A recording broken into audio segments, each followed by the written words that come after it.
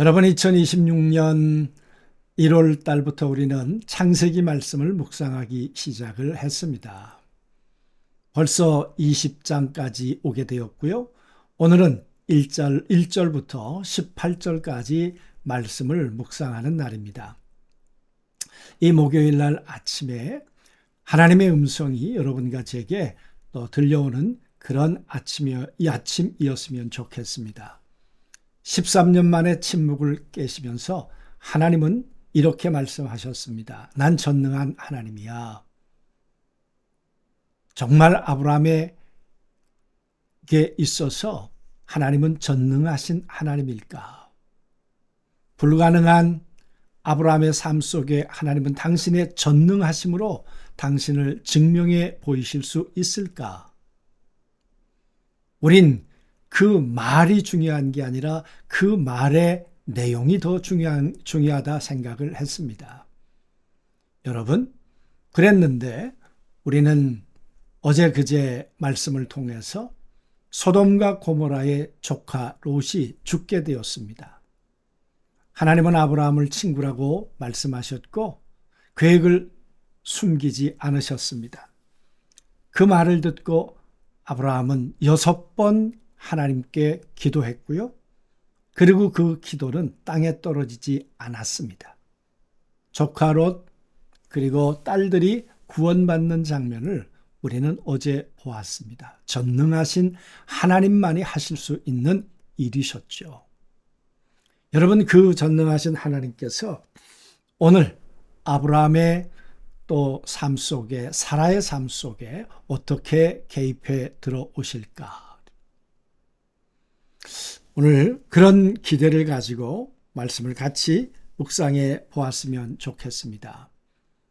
오늘 네게부 땅에 머물고 있었다 그랬는데 네게부 사막이라고 이렇게 얘기를 하지요. 여러분, 이 땅에 아비멜렉이 지금 다스리고 있는 곳에 지금 아브라함과 사라가 그곳에 살게 되었다. 뭔가 심상치 않은 좀 냄새가 나는 것 같지 않습니까? 과연 어떤 일이 벌어지고 있을까? 보시죠. 90세가 되었습니다. 벌써 사라의 나이가. 그런데 오늘 아비멜렉이 이 사라를 데리고 갔다 그랬습니다. 왜냐 그러면 아브라함이 누이라고 그랬거든요. 여러분, 90대 나이에 여자를 데리고 갔다? 정말 여성으로서의 매력 때문에 데리고 갔을까요? 그 당시에 왕이라면 얼마든지 젊은 여인을 취할 수 있었습니다. 그러나 남편이 없어야 했죠. 여러분, 물론 누이라고 했으니까 남편이 없는 줄 알고 데리고 갔다고 우리가 볼 수 있죠. 그런데 아내로 삼기 위해서 데리고 갔겠는가? 그 말이에요. 오늘 말씀해 보면 그렇게 얘기를 하고 있는데 단순한 미모 때문이었을까? 정말 그랬을까? 그 말이에요. 또 아브라함은 왜 또 누이라고 또 속였을까? 참 그래요. 그죠? 이거는 가설입니다.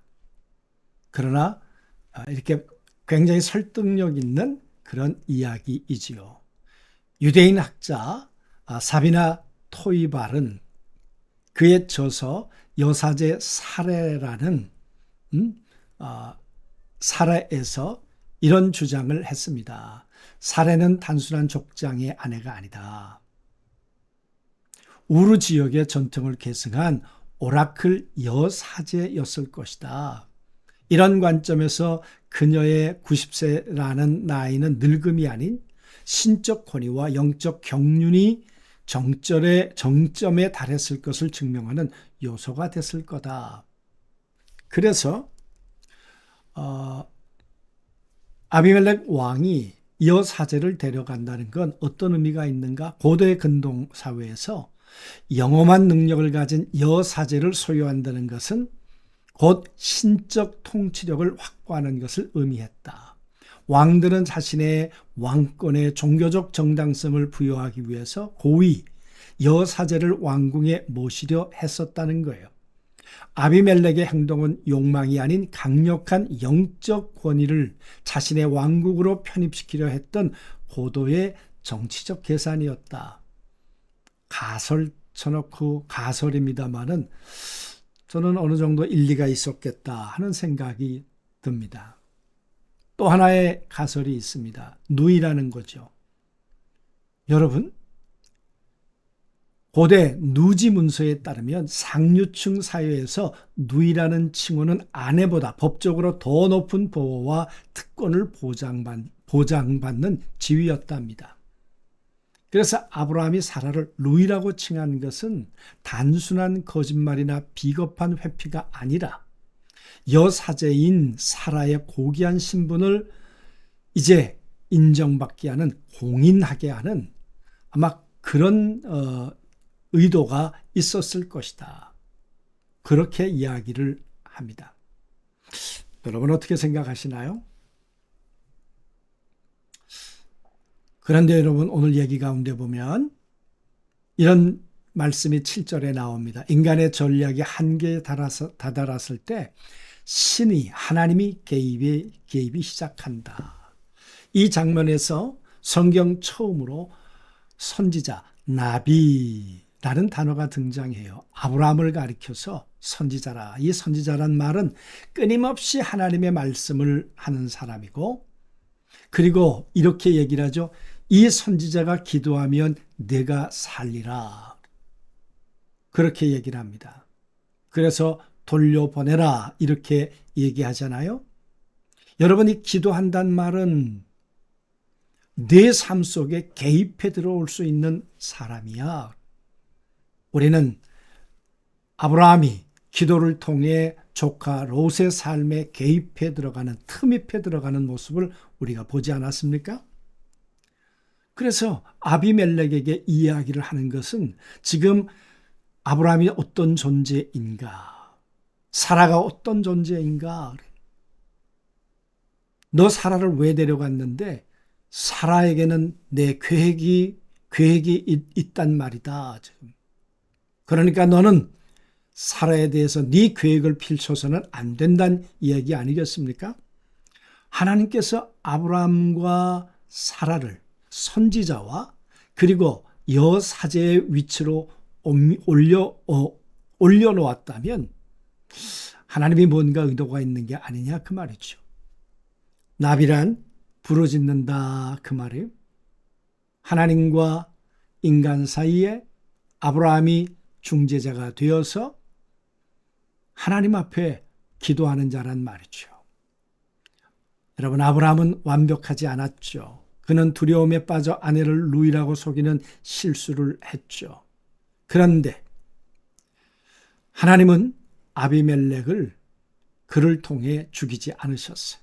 그리고 선지자라고 그에게 얘기해 주셨어요. 그리고는 보세요.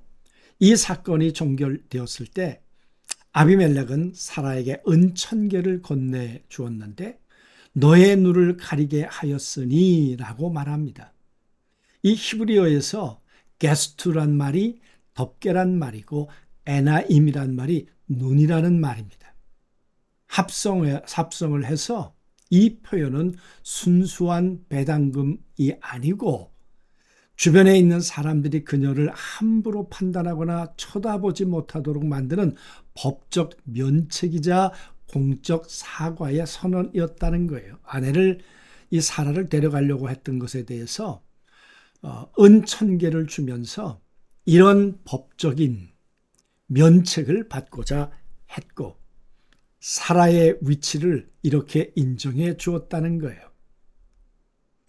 수치를 덮는 권위. 이 조치는 사라의 명예를 완전히 회복시켰어요. 세상 사람들이 그녀를 단지 노년의 여인이나 왕의 후궁으로 보는 것이 아니라 신의 보호를 받는 거룩한 자로 인식하게 만드는 장치였다는 거예요. 은천계는 그녀의 결백을 증명하는 사회적 보증수표이자 그녀에게 입혀진 영적인 권위의 막이었다. 여러분,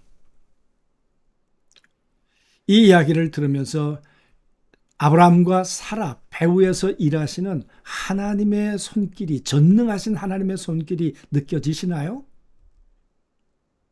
그래서 여러분, 창세기 20장의 실패 속에 개입해 들어오시는 것, 그리고 21장에 이삭을 출산하고 22장에 모리아산에 이삭을 드리는 이 장면이 계속해서 이어져 내려가고 있다는 거죠.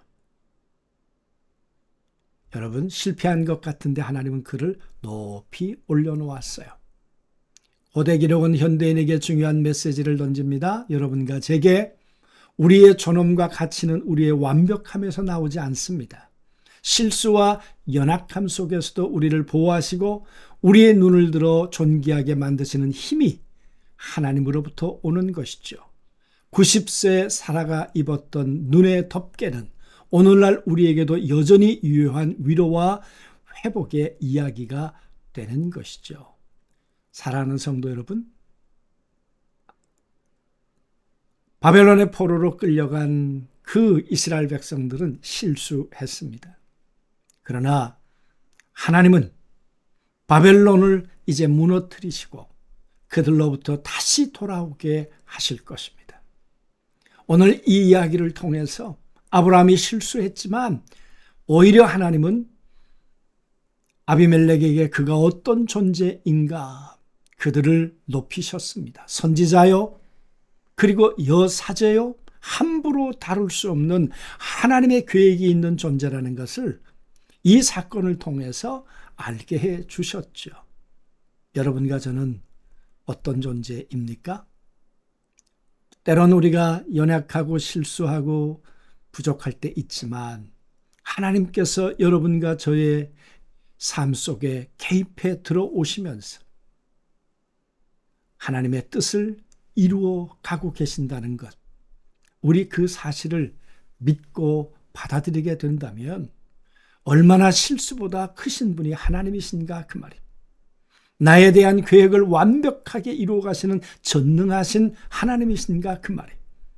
오늘도 그 하나님 앞에 감사하고 그 하나님을 예비하고 찬양함으로 그 하나님을 기대하며 살아가는 우리 모두가 되었으면 좋겠습니다. 이 하나님으로 승리하시게 되기를 주님의 이름으로 축복합니다. 전능하신 아버지, 아브라함과 사라 배후에 함께 계시면서 실수하고 연약한 자이지만 이들은 선지자요, 기도하는 자요, 이제 나의 계획이 이들을 통해 이루어져 온 천하 만민들에게 하나님이 누군가를 드러내는 열국의 아비요, 열국의 어미가 될 자들이다. 하나님, 이 하나님의 전능하신 붙드심을 그들이 경험을 통해 알아갔던 것처럼 저희들의 삶을 통해서도 하나님의 이 거룩하고 힘있는 손길을 의지하며 매일매일 주의 은혜 가운데 살아가는 저희가 되도록 도와주옵소서. 예수 그리스도 이름으로 기도하옵나이다. 아멘.